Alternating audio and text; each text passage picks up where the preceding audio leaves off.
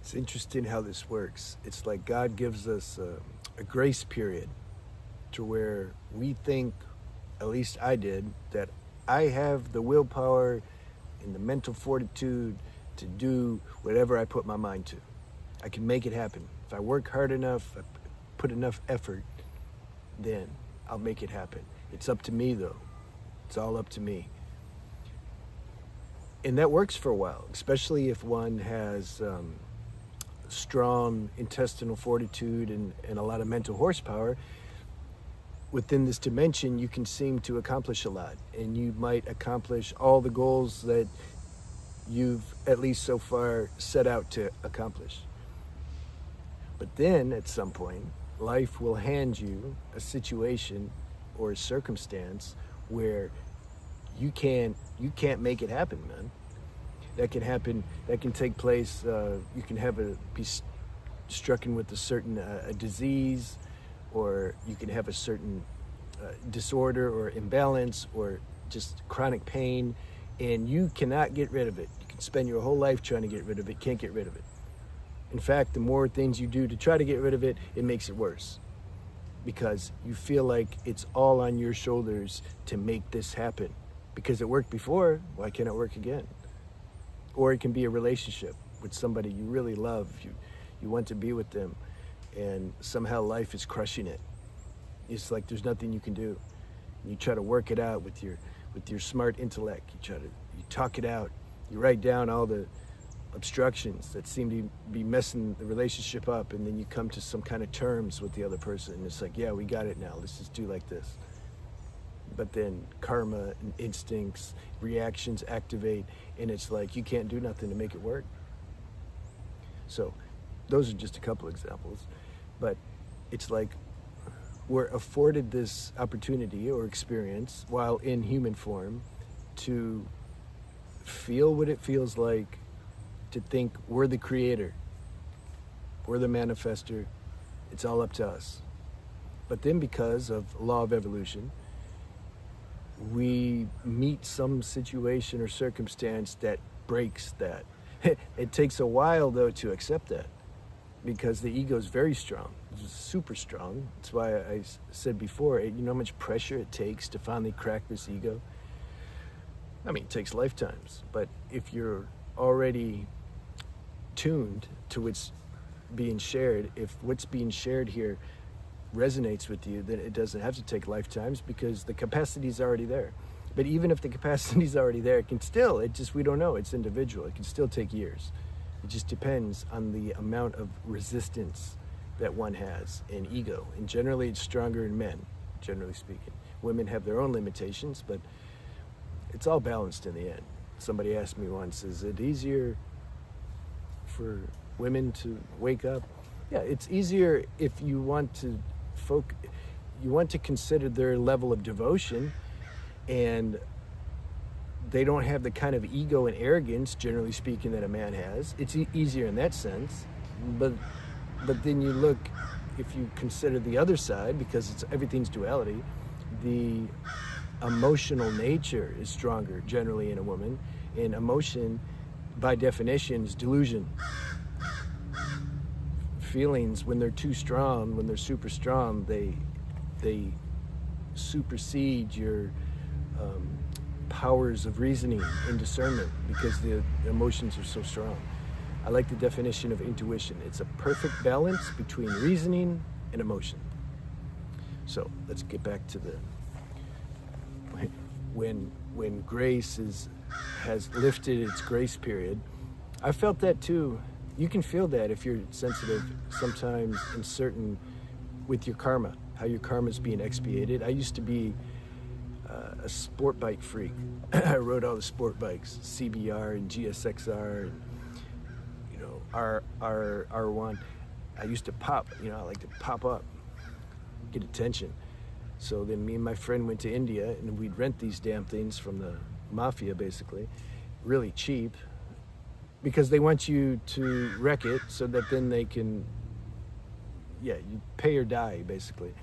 So we would rent these things, and I remember, man, it's like scary to think about how I used to some of the things I used to do and how I used to drive these things. But we didn't get in any accident the whole time, acting crazy out there. But then in the parking lot of the guest house, all I was doing, I was going less than 5 miles an hour. I was just turning the bike around or something, and it dropped. I'm like, how did that happen? I scratched it. It scratched, you know. That's a whole nother ordeal, how we get out of that. We had to mastermind that, play the role that he's the poor Indian and I'm the American, and I took advantage of him, and I sent him to deal with the mafia. You see, he told them I left Thailand and left him there. Now he's stuck. It worked. Anyway, when I dropped the bike, I don't know, man, an epiphany went off. I was like, I'm done. I was even scared to drive it back to where we rented it because I felt like the protection was gone. It's like grace, that it expired in terms of that karma. It's like grace gave me a taste, like, okay, go act crazy for a little bit, but now your time's up. It's time now, you're done with that. You can't, if you push it now, yeah, anything can happen. I felt that, you know. So when I look at life as a whole, it's almost like that in terms of what we're talking about here.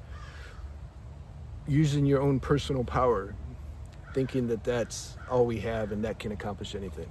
It's like once that grace period ends, because life will construct some situation that crushes you, then it's time to turn over, exchange your power for something higher. That exchange process, that transferring over of power, that can take a bit of time. So the point of me saying that is, like, cool, relax, have patience. Knowing this intellectually and actually embodying it or having it as an application in your daily life is two different things, man. Entirely different things. And this kind of bottom I'm talking about, where you just realize it's like it's a frustration on some level. It's like, I cannot make this happen. Even though I know it's a good thing that I'm trying to make happen, I can't make it happen. You just see, like, I don't have any power to make this happen. You become exhausted. It's not a weakness, because you know you're strong within the limitations of this human construct. You've exercised your power in strength before. You've accomplished things, so you know it's not that you're some kind of failure. But you can't figure out, how do I, like, this is a good thing, how do I make it happen? I can't make it happen. Yeah, that's a bottom. It's an auspicious bottom, because you find when you let go, which is a organic unfolding through due time, when you let go, it's like grace is there. Then you start to feel another power that's moving through you that's really not personal human power. It's like universal power. I like Muji's statement. He says, you feel like your actions have become wind assisted now. That's a great explanation. Because at first you want to give up. I did. I'm like, I can't make these issues that are causing me pain to go away. I can't make it go away. I want to like leave the planet, man. Like I can't, like, this sucks. At first, the giving up is like you're frustrated. But see, something won't let you give up. That's the other thing. Yeah, I can't. See, the fact that I didn't eject myself from this planet, I can't take credit for that. I just muscled through it. I didn't give up no matter what. No, I tried to give up. Like, I wanted to give up. It was easier. Wasn't it? Like, just off your, like, it's easier. But something in me wouldn't let me give up. It's like, you're not done yet, bro. Why don't you just, like, let go and kind of let things fall into place instead of trying to force it? But that's an acquired knowledge to know how to do that. Because when your mind is in gear and ego's in gear, your whole life and lifetimes before that, that's why the tendency is so strong this life. These tendencies and everything is developed over who knows how long. Take a little time to unwind that. So little by little, it doesn't have to be little by little all the time. It can be exponential and then back to little by little, or like, we don't know. Remember, we're not in control of this. Things started to undo. A release started to happen. A surrender started to take place. And then willingness to cooperate with this unseen, kind of new, invisible, higher power became actualized. It's like, I'm going to cooperate with this. It helps when you fulfill in a lot of your desires and you have enough. You're not hungry for new experiences anymore. This is why it's evolutionary. That's why I say live your life full. Go do everything you want to do to see, like, okay, that was cool, that was fun, but it's like not where it's at. Because as long as that's still there, that Rajas, restless energy of like, I want to do this and I want to do this, and it's a very strong sense of individual identity. As long as that's still in the forefront, how can there be any release or surrender to universal flow? It's like they say, two masters can't sit on the same throne. It just can't be like that. And I noticed, including my previous self, I wanted to find God, so to speak, and surrender so that then I could go do what I wanted to do more efficiently. But you can't manipulate with the universe. It knows what's inside, it knows our motives, it knows all that. So instead of like lying to ourselves, I would tell somebody, write a list of things you want to do that are very strong, and then you just go do them. That's a surrender in itself. Can you make that go away? Remember the soapy massage example in Thailand? I couldn't make that go away. I wanted to go and just see what it was about. So certain desires that are super strong, you might have to go fulfill. Go do that, finish it, and then the less full you are with personal identity and desires, the more space there is to recognize this universal flow. That's an evolutionary process. See, I always end up hitting everything, even though I write, I think it helps me to write the notes anyway. Just somewhere I know I have the notes, and then that gives me the confidence and freedom to just speak spontaneous, which then it lets me hit everything. But I did want to say,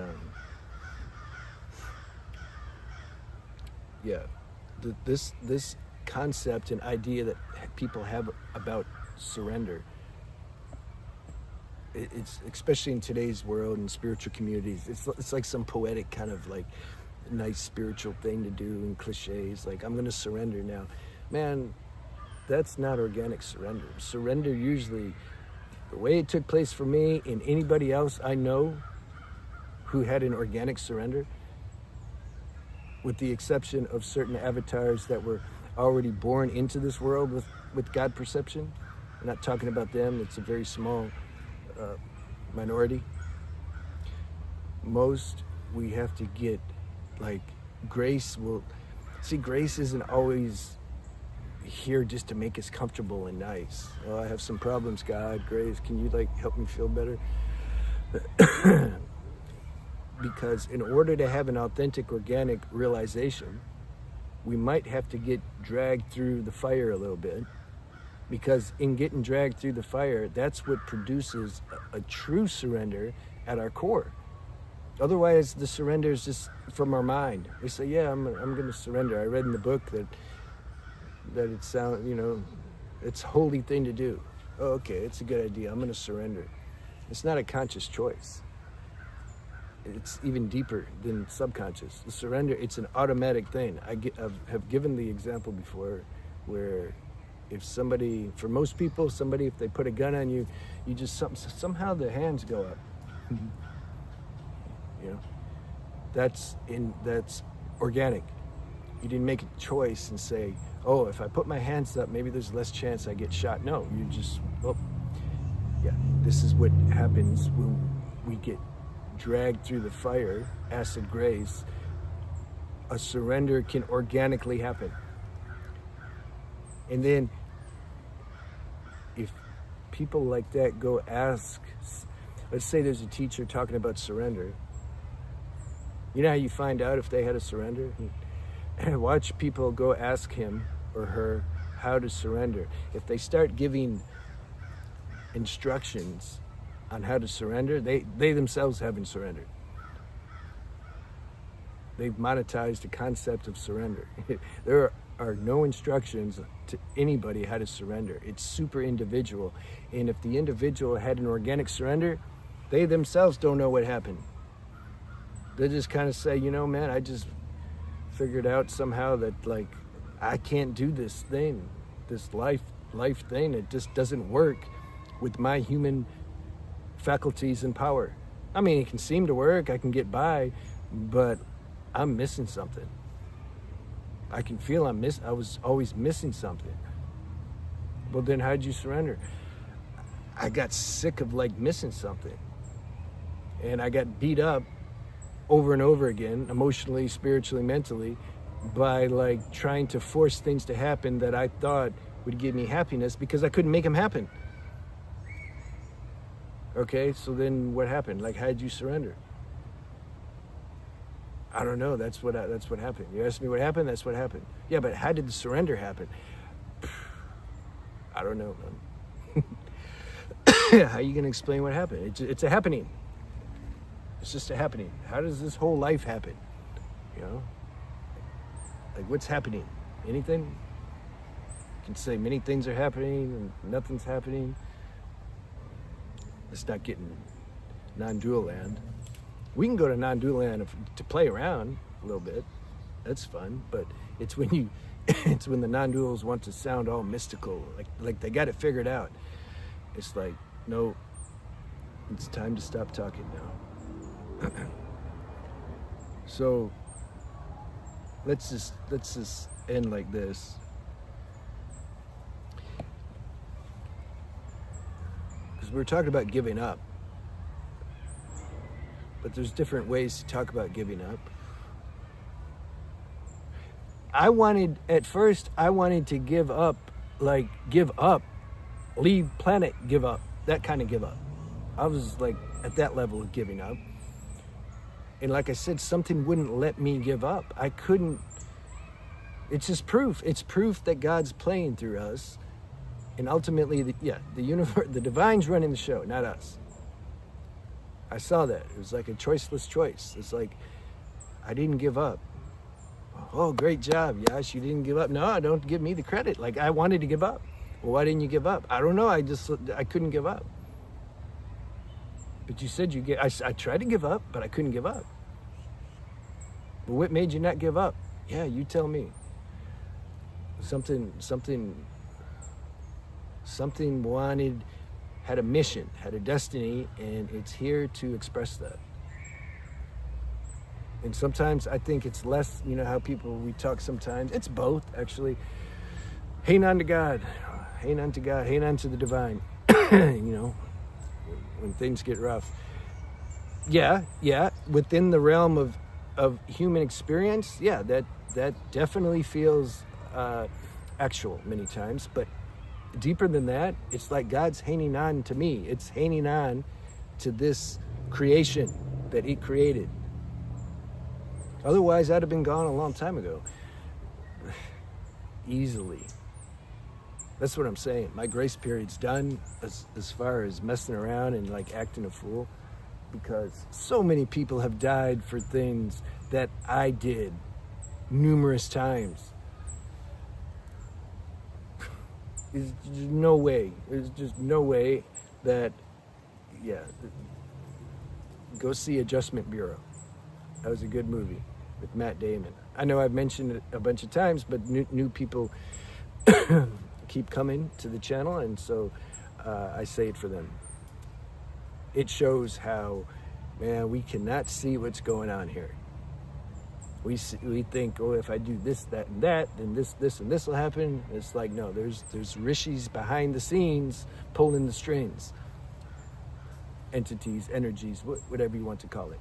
This show is being run by something that's not human. That opens up a whole nother subject that I'm not going to get into now, because I know then people know the dark terrestrials are running, and no, man, like,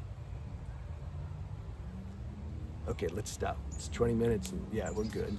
So let me know if you got something from that. I hope you did. It felt like it flowed. It felt like, yeah, this was a good rant. And have some books out. If you want to see my books, you can check. Website link is in the description and on the pinned comments. Have a good day. I'll see you guys soon.